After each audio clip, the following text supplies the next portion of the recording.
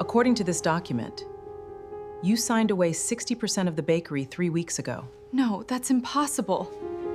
The attorney's finger stopped halfway down the page.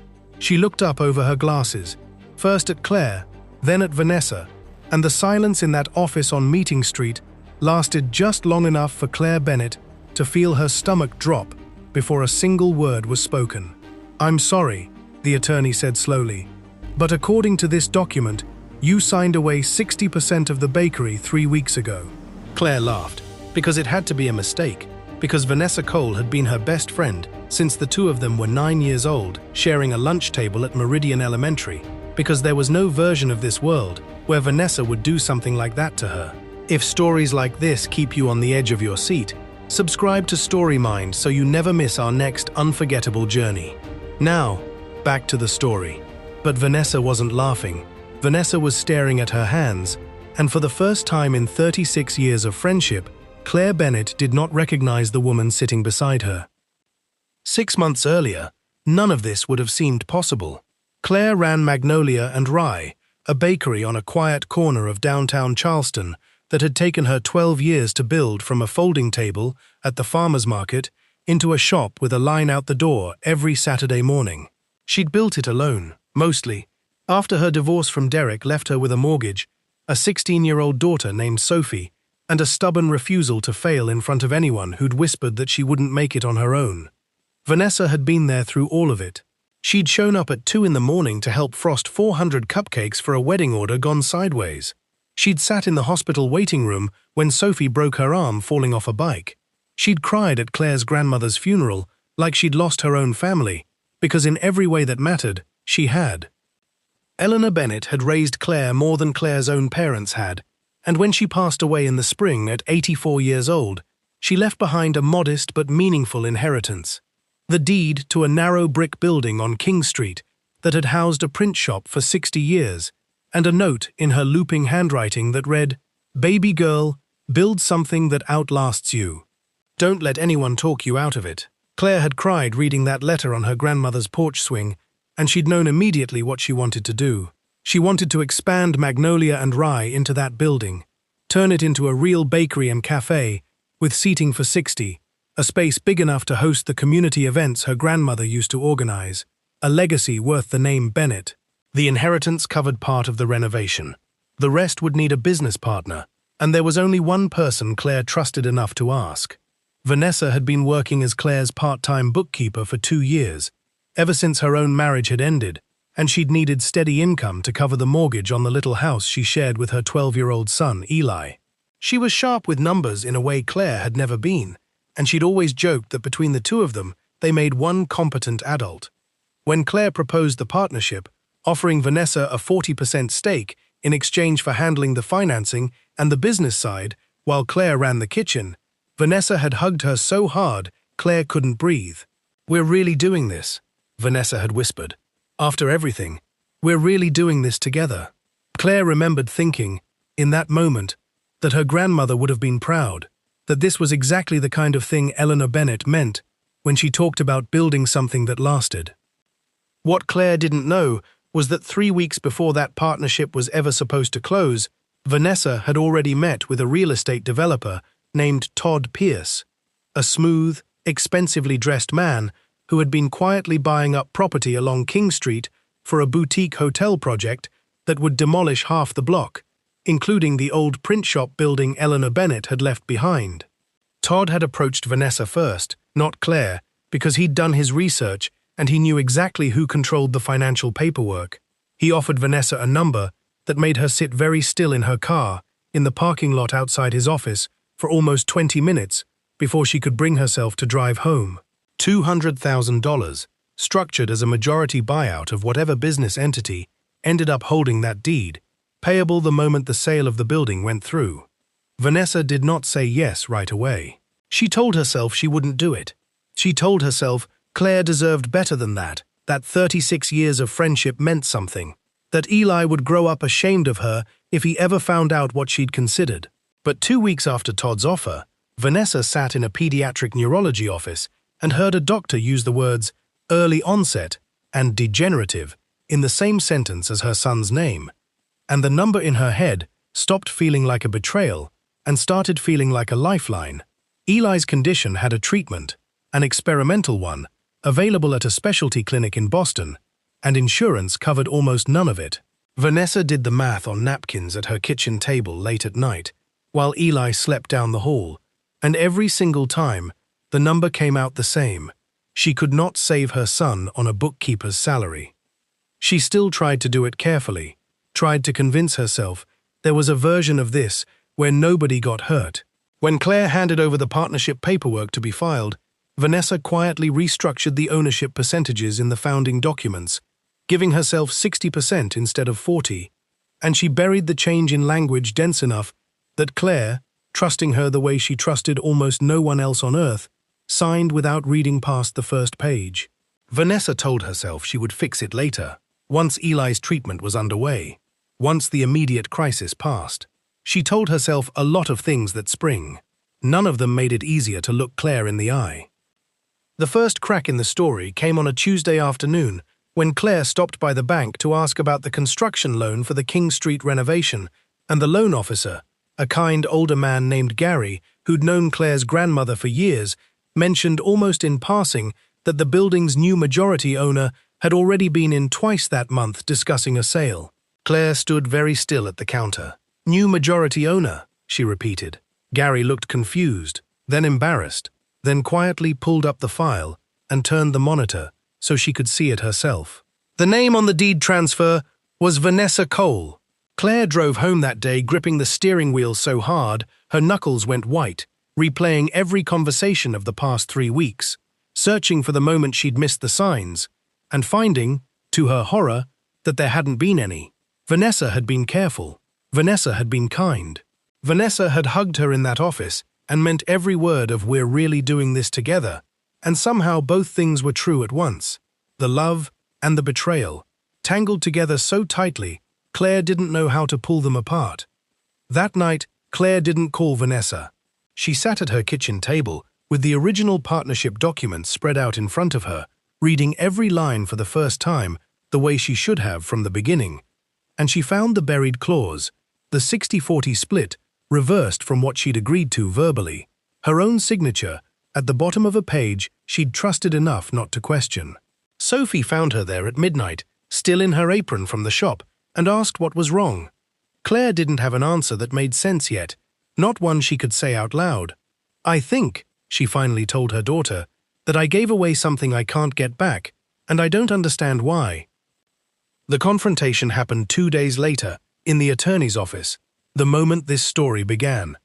After the attorney read the clause aloud, and Vanessa's silence confirmed everything Claire already feared, Claire didn't scream. She wanted to. Instead, she asked one question, quiet and steady. Why? Vanessa's composure finally broke. She talked about Eli, about the diagnosis, about Todd Pierce, and the number that felt like the only door out of a locked room, and she cried in a way Claire had only seen once before, at Eleanor's funeral.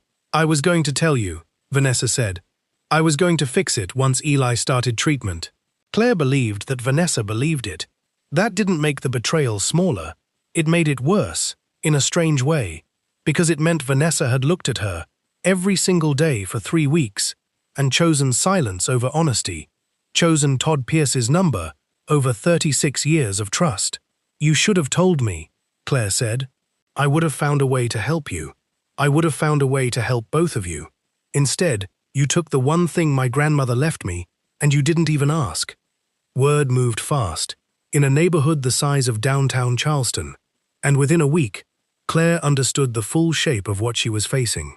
Todd Pierce's company had already filed permits for demolition contingent on the sale closing, and Vanessa, whether from guilt or fear or some tangled mixture of both, had stopped answering Claire's calls entirely.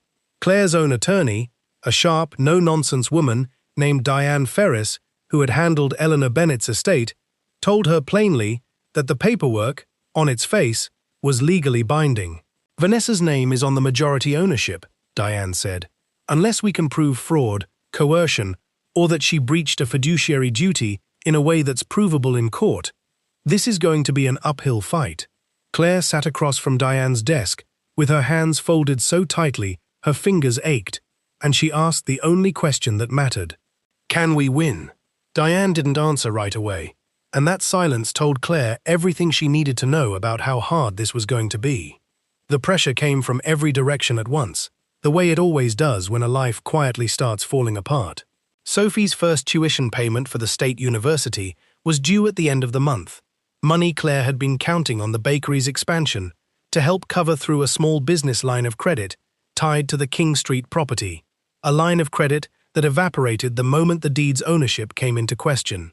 The bakery's day-to-day accounts, which Vanessa had managed for 2 years, turned out to be tangled in ways that took Claire's new bookkeeper nearly a week to untangle, revealing that Vanessa had also quietly moved $11,000 from the business operating account into a personal fund months earlier, money Claire had assumed was sitting safely in reserve for slow winter months.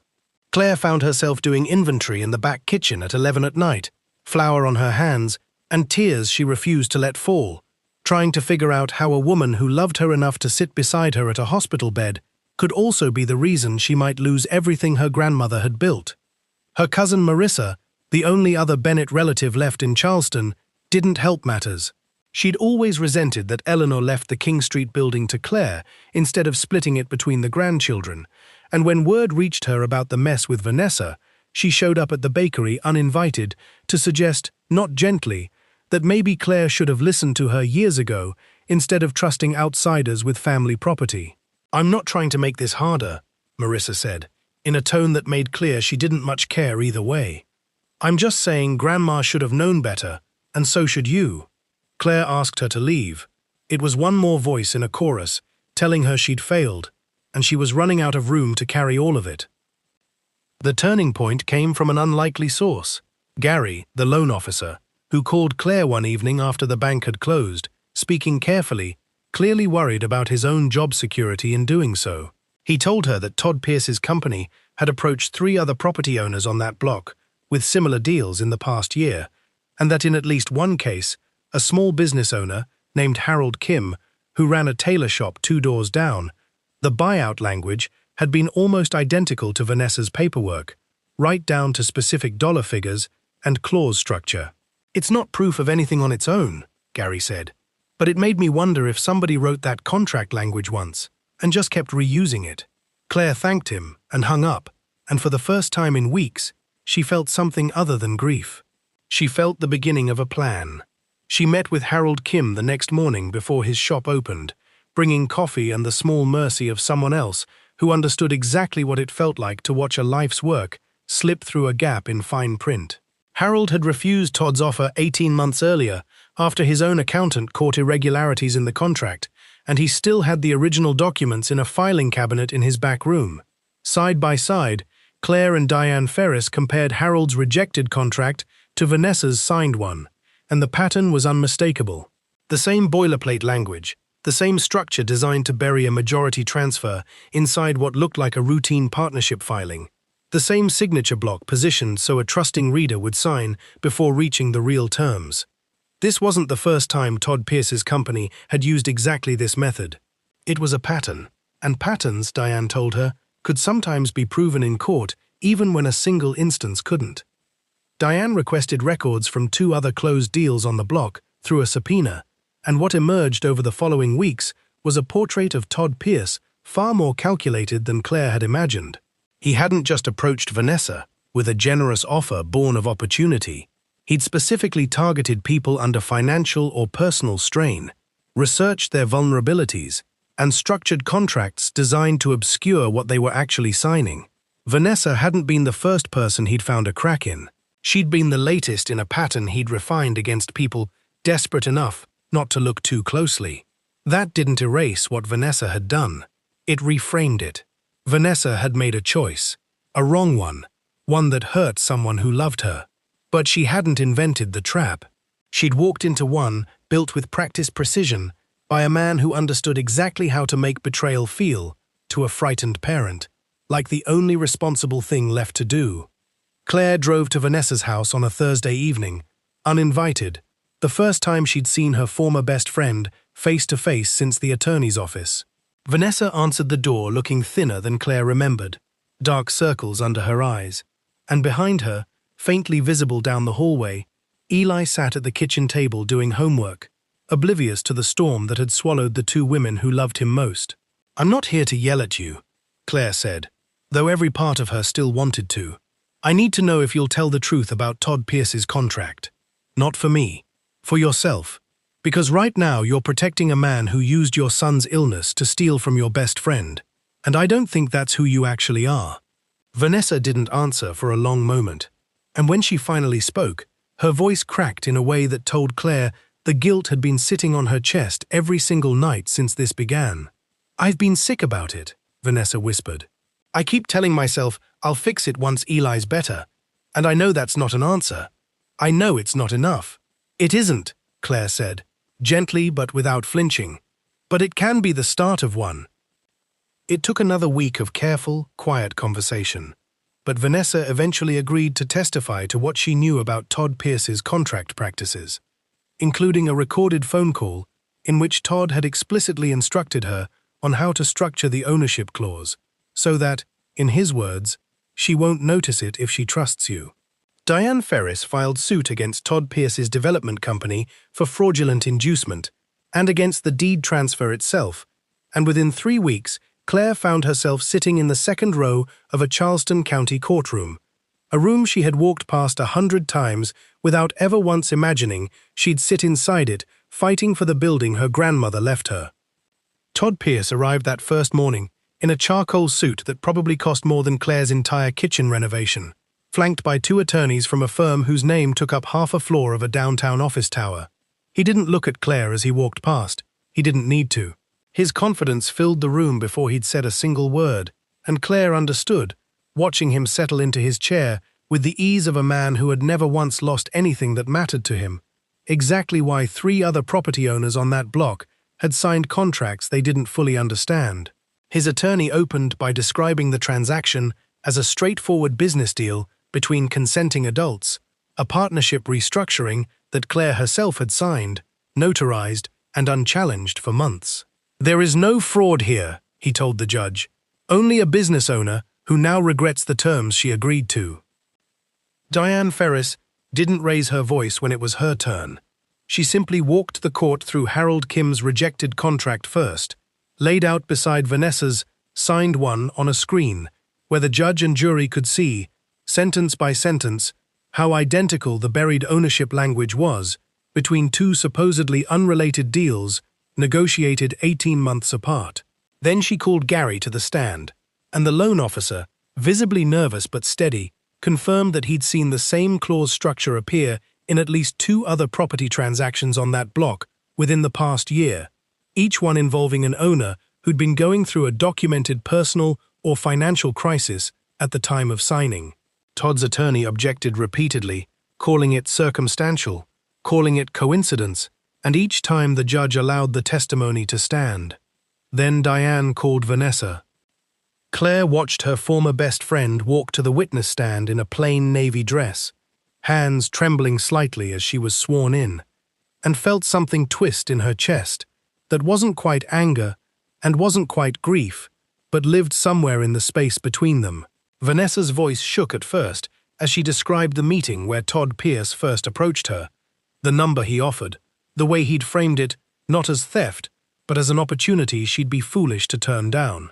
"He told me exactly how to word it," Vanessa said, so that Claire would trust it enough not to read past the first page. "He said it wasn't lying. He said it was just knowing your audience." A ripple moved through the courtroom at that phrase, and Todd Pierce, for the first time all morning, shifted in his seat. Diane played the recording next, the one Vanessa had captured on her phone during their final call before the paperwork was filed, and Todd Pierce's own voice filled the courtroom, calm and instructive, walking Vanessa through exactly how to bury the 60% clause in language dense enough that she won't notice it if she trusts you. Claire watched the color drain slowly from Todd's face as his own words echoed back at him in a room full of strangers who would decide what happened to him next. His attorney leaned over and whispered something urgent, and Todd shook his head once, sharply, the first crack in the composure he'd worn into the room like armor.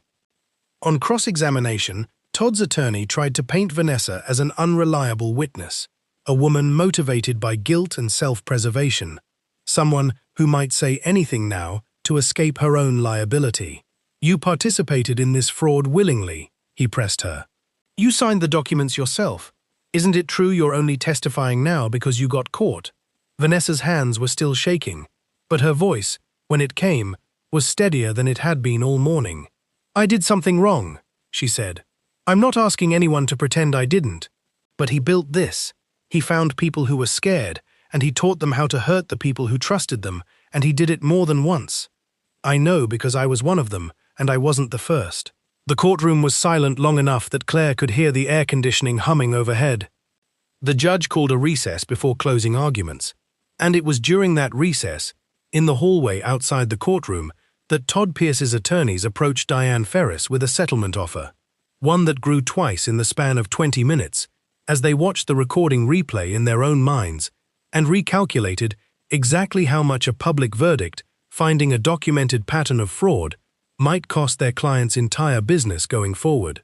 Claire sat on a hard wooden bench outside the courtroom while Diane negotiated, her hands folded in her lap, watching Vanessa sit alone at the far end of the hallway, not looking at anyone, waiting to find out whether the truth she'd finally told was going to be enough.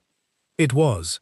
By the end of the day, Todd Pierce's company agreed to void the ownership transfer entirely, return full title of the King Street building to Claire, cover the legal costs of the suit, and pay a civil penalty that Diane structured, at Claire's request, to be directed partly toward Harold Kim and the other affected property owners as restitution for contracts they'd never fully understood they were signing. The King Street building's ownership reverted fully to Claire. The construction loan, once the ownership dispute was resolved, was reinstated, and the $11,000 Vanessa had quietly taken from the business account was repaid in full, along with a formal, notarized withdrawal from any ownership stake in Magnolia and Rye. Todd Pierce's development permits for the block were suspended pending a county review, and 2 months later, quietly, without ceremony, he sold his remaining properties on King Street and left Charleston for good. Justice, though, rarely arrives as a single clean moment, and this didn't either. Claire stood outside the county courthouse the day the settlement was finalized, sunlight cutting hard across the old brick facades of King Street, and she did not feel triumphant so much as tired, the particular exhaustion of someone who has spent months holding a grudge and a friendship in the same two hands without ever quite being able to set either one down. Vanessa was waiting near the courthouse steps, not asking for anything, just standing there in case Claire wanted to say something, or in case she didn't. "Eli's starting the Boston treatment next month," Vanessa said quietly. "I found a payment plan, a real one. I should have looked harder before I did any of this."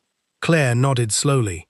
"I hope it works," she said, and she meant it, because some part of her still loved the girl who'd shared a lunch table with her at 9 years old, even now, even after everything. "I don't know if we're going to be what we were," Claire added. "I don't think we can be.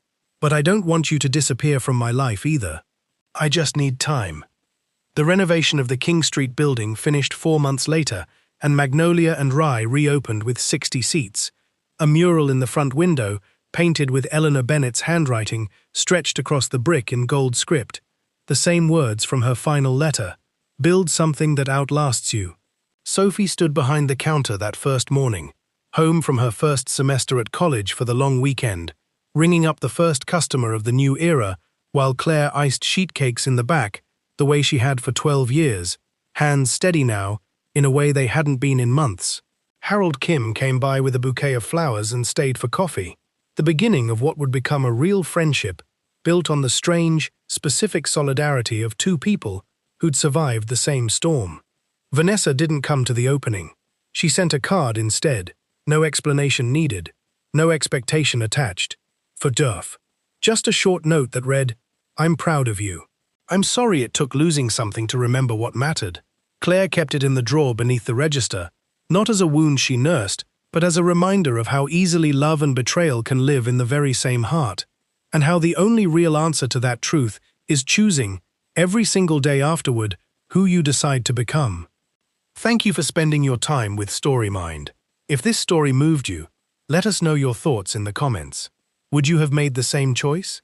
If you enjoyed this journey, don't forget to like, subscribe, and share this story with someone who loves unforgettable storytelling. Until next time, take care, and remember, every choice has a story.